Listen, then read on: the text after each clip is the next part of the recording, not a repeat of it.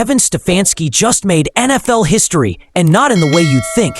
Because after weeks of whispers, leaked reports, and locker room tension, the Cleveland Browns head coach just faced the unthinkable choice: his job or his quarterback. And this time, it wasn't about stats or game plans. It was about power. It was about control. And it was about a rookie quarterback named Shedeur Sanders, who's slowly taking over the entire franchise. Sources confirm that Browns ownership, led by Jimmy Haslam, gave Stefanski a simple ultimatum: promote Shedeur or watch from the sidelines while someone else does. Hours later, the Browns front office made a shocking move behind his back. Joe Flacco, traded. No warning, no conversation, just gone. Stefanski found out the same way fans did, through breaking news alerts. And in that single moment, the power dynamic inside the Browns organization flipped upside down, because this wasn't a coaching decision anymore. It was a From players to media insiders, everyone's been saying it. Shedeur's lighting up practice like a seasoned pro. Elite ball placement, composure, leadership. Meanwhile, Dillon Gabriel, Stefanski's guy, is suddenly on borrowed time. Now, the city of Cleveland is watching a franchise unravel in real time. The locker room's divided. The coach feels betrayed. And ownership just made it crystal clear who they believe in. So, the real question isn't if Shedeur Sanders becomes QB1. It's whether Kevin Stefanski will still have a job when it happens. Because this isn't just a quarterback controversy. It's a civil war. And when the smoke clears, only one man will be standing. It started quietly. A few whispers about tension between Kevin Stefanski and the Browns front office. But by midweek, those whispers turned into full-blown chaos. Late one night, Joe Flacco was traded, and the man in charge, the two-time coach of the year, had no idea it was even happening. That single move exposed everything that was wrong inside Cleveland's walls. According to team insiders, Jimmy Haslam and GM Andrew Berry were done waiting. They didn't want to hear another press conference about development timelines or rookie patience. They wanted to see their investment, Shedeur Sanders, on the field. So they made the decision themselves. Stefanski woke up to the news, blindsided, humiliated, and cornered. Because when the owner and GM start calling plays off the field, the coach's authority is already gone.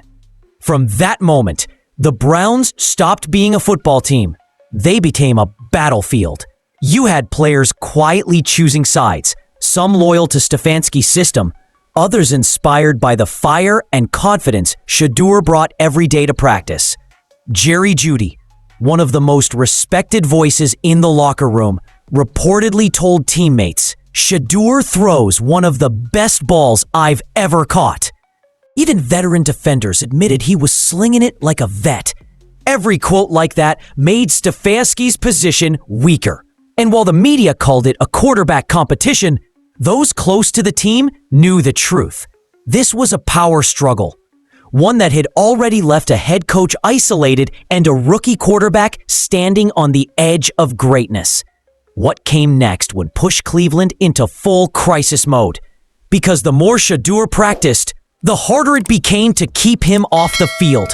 Kevin Stefanski was supposed to be untouchable, a two-time coach of the year, the architect of one of the NFL's most disciplined offensive systems. But suddenly, he was the man everyone was questioning. Inside the Browns facility, the atmosphere had shifted. What used to be quiet confidence turned into whispered tension. Reporters noticed it first: his body language in pressers, the forced calm in his voice whenever Shedeur's name came up. Each answer sounded more rehearsed, more defensive. And that's when the cracks started to show. Behind closed doors, team insiders say Stefanski pushed back hard against ownership's demands. He argued that Shedeur wasn't ready, that the playbook was complex, that Gabriel gave them the best chance to win right now. But those words didn't carry the same weight anymore, because Haslam and GM Andrew Berry weren't listening. They'd already made up their minds, and the Flacco trade proved it. When a head coach finds out about roster moves through social media, his authority is gone. And for Stefanski, that realization hit like a freight train. Meanwhile, the locker room was buzzing. Players saw what was happening. They saw who showed up first to practice and who stayed late. They saw Shedeur spending extra hours in the film room, asking questions, adjusting routes with receivers, working on timing. Even the defensive backs, the ones tasked with stopping him, couldn't help but respect the way he carried himself. The word ready stopped being debated. It became a statement.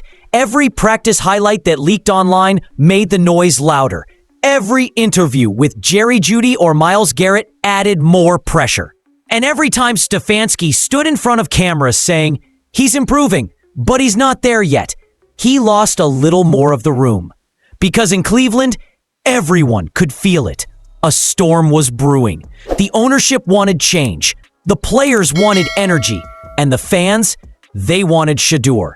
The question now wasn't if Stefanski would bend, it was when he'd finally break. By the time Week 5 rolled around, the tension inside the Browns' locker room was no longer hidden. It was alive, electric, and undeniable. You could feel it in the way players spoke to the media. You could see it in practice clips leaking online. And most of all, you could sense it in the quiet glances exchanged between teammates. Because Cleveland wasn't just running two quarterbacks anymore. They were running two factions. On one side, the loyalists, veterans who'd been with Stefanski for years, players who believed in his system, a system built on control, short reads, and safe decisions. Guys like Dylan Gabriel, who ran the playbook exactly the way the head coach drew it up. Dependable, predictable, conservative. But on the other side stood something different. Energy. Raw, fearless, magnetic energy that players hadn't felt in a long time. And it all came from one person, Shedeur Sanders. Receivers loved him because he gave them chances to make plays. Defensive players admired him because he practiced like a starter even when he wasn't one. And most importantly, the younger players, the future of this team, believed in him. He wasn't just throwing the ball, he was setting a tone. Jerry Jeudy said it best in a post-practice interview. He's got that poise, that confidence. Man, when he throws it, it just feels different. And that quote spread like wildfire. Fans reposted it. Analysts debated it. Every word chipped away at Stefanski's foundation. Meanwhile, inside the building, the divide grew sharper. Some coaches quietly supported Shedeur. Others feared what his rise meant for their jobs. But it didn't matter, because every time Sanders took a practice snap, it felt like the future was arriving early. Stefanski could feel his grip slipping. What used to be his team was slowly becoming Shedeur's. The whispers had turned into momentum. And once that momentum starts rolling in the NFL, it's almost impossible. The breaking point came sooner than anyone expected. Cleveland's front office had been patient for a while. They watched, they listened, they let Stefanski talk about development timelines and rookie learning curves. But after weeks of pressure from fans, reporters, and even players behind the scenes, Jimmy Haslam had seen enough. The message to Kevin Stefanski was short, cold, and impossible to misinterpret. Either you start preparing Shedeur, or we'll find someone who will. Those words didn't come through the media. They came straight from the owner's mouth. And when that happens in the NFL, it's not a suggestion. It's an ultimatum. What followed was chaos. Within 24 hours, Joe Flacco was gone, traded without Stefanski's knowledge. That was the line in the sand. A decision made above his head, a statement that his authority no longer mattered. Inside the Browns facility, the whispers turned into roars. Coaches exchanged nervous looks in meetings. Reporters started camping outside practice, desperate to see who would take the first team reps. And when cameras caught Shedeur Sanders warming up with the starters, Cleveland exploded. It wasn't just about football anymore, it was about control. Haslam and GM Andrew Berry wanted their franchise quarterback on the field now. They saw a star in the making, a generational leader who could change the Browns' identity overnight. But Stefanski saw something else, the beginning of the end for his era. He stood on that practice field, clipboard in hand, watching his future unfold without him. For the first time in his career, Kevin Stefanski wasn't calling the shots. He was surviving them. And when reporters asked if Shedeur was officially QB2, Stefanski forced a smile and said, "Yeah, Shedeur will be the backup this week." But everyone knew what that really meant.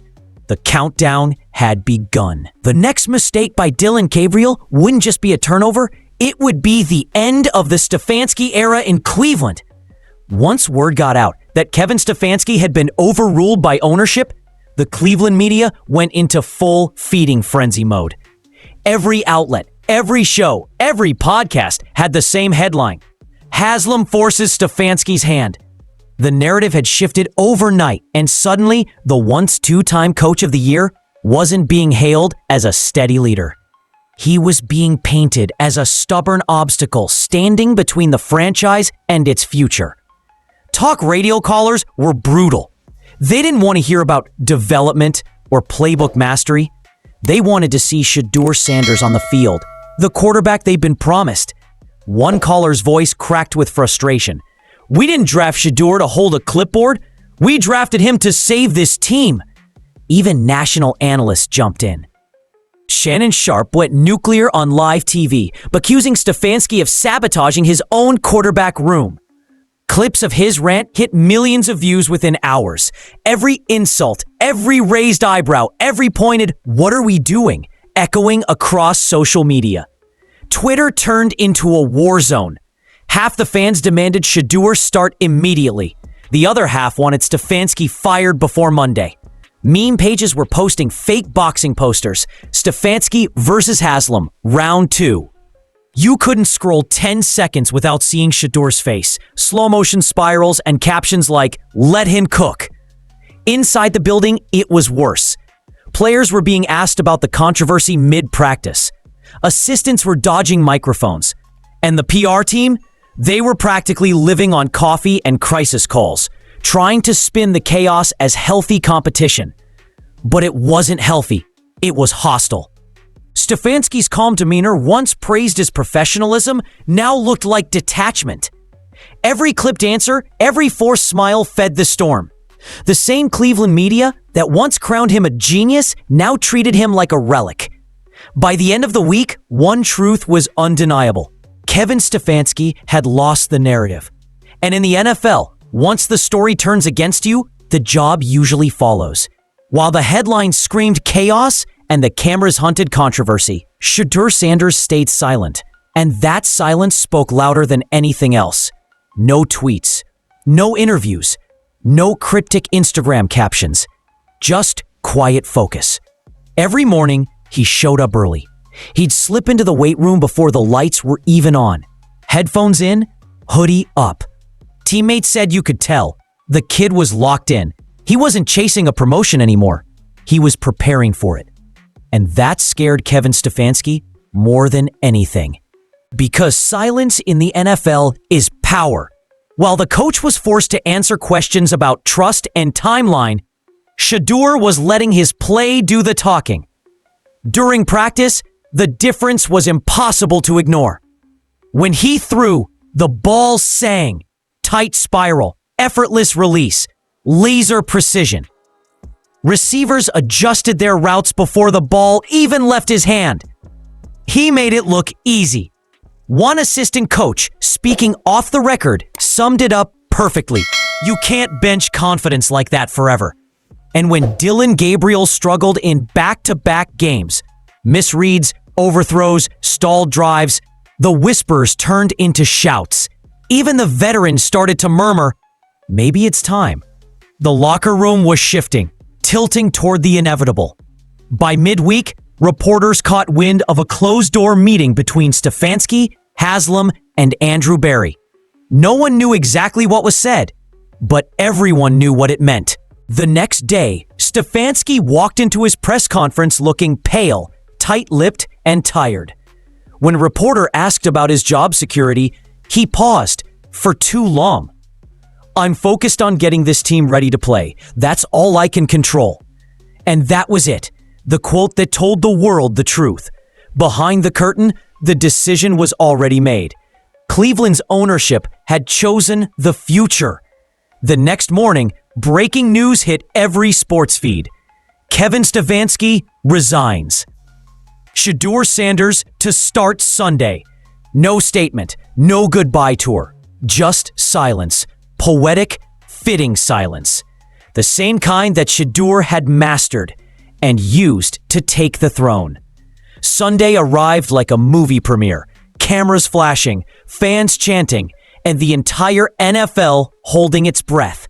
For the first time, Shedeur Sanders jogged out of the tunnel as the starting quarterback of the Cleveland Browns. No gimmicks, no media spin, just the moment he'd been waiting for. You could feel the electricity in the air. Even before kickoff, fans were standing, phones out, screaming his name. On the sideline, teammates slapped his pads like they already knew what was coming. And in the owner's box, Jimmy Haslam leaned forward, eyes locked, hoping his gamble was about to pay off. From the very first snap, you could tell this wasn't a rookie audition. It was a statement.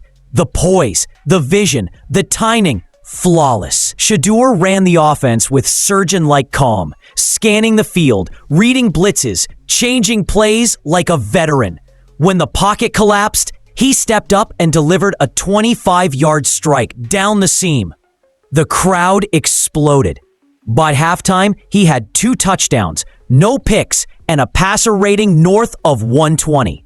The commentators couldn't stop talking. This kid doesn't look like a rookie. He looks like the future. Meanwhile, social media went nuclear. #Shedeur era trended worldwide. Even Deion Sanders, usually loud and proud, tweeted just 4 words, proud, but not surprised. On the other sideline, the cameras caught Kevin Stefanski watching from the stands. No headset, no clipboard, just quiet acceptance. Maybe he finally realized what everyone else had. This was bigger than ego, bigger than control. This was destiny unfolding live. When the game clock hit 0, Cleveland had won 31-14. Shedeur finished with 312 yards, 3 touchdowns, and a smile that